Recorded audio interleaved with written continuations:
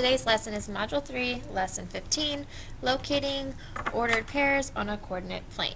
Same as the previous lesson, I'm just going to give you vocab words and brief examples. A lot of it's going to be in class just because drawing those graphs are pretty difficult on line piece of paper and it just takes too much time. So your first vocabulary word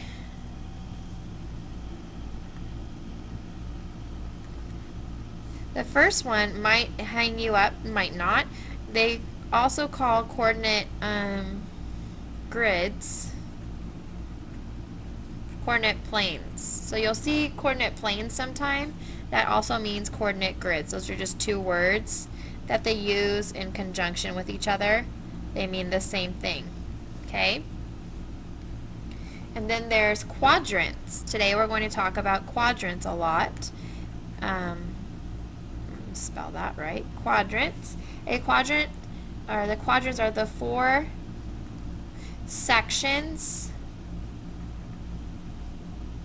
of a coordinate grid that are separated by the axes.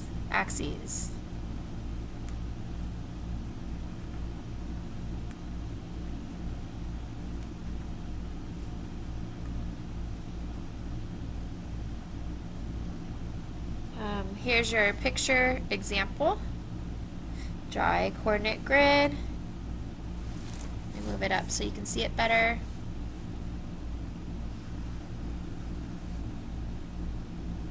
Okay, we know this is the origin, and its ordered pair would be 0 and 0.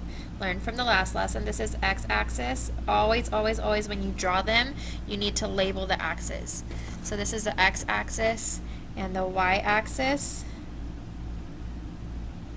Okay, and then this is how you label the quadrants.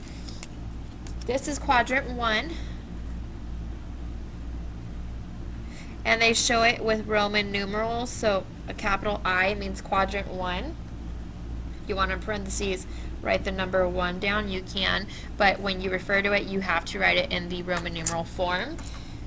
Quadrant 1 is always going to have, let me write in a different color so it stands out, positive x and positive y coordinate. That's important. So quadrant 1 is always going to have a positive x and a positive y numbers or points, okay? Quadrant 2, shown by the Roman numeral like that, that means 2.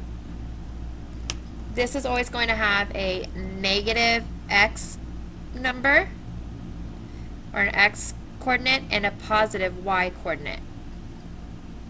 Okay? Quadrant 3. I'm sorry, I can't spell. 3 has a negative x coordinate and a negative y coordinate. And quadrant 4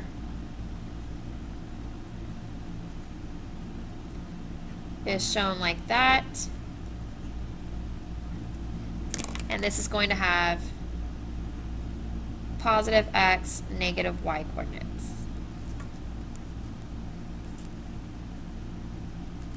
Now here's the important part.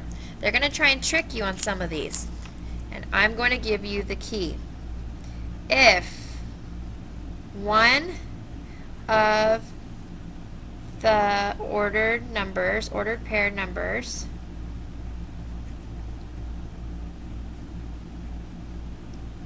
is 0,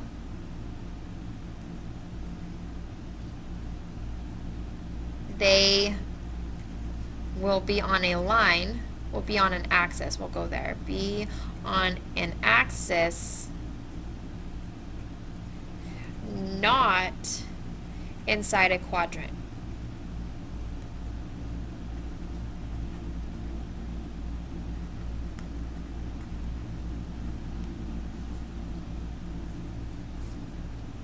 Okay?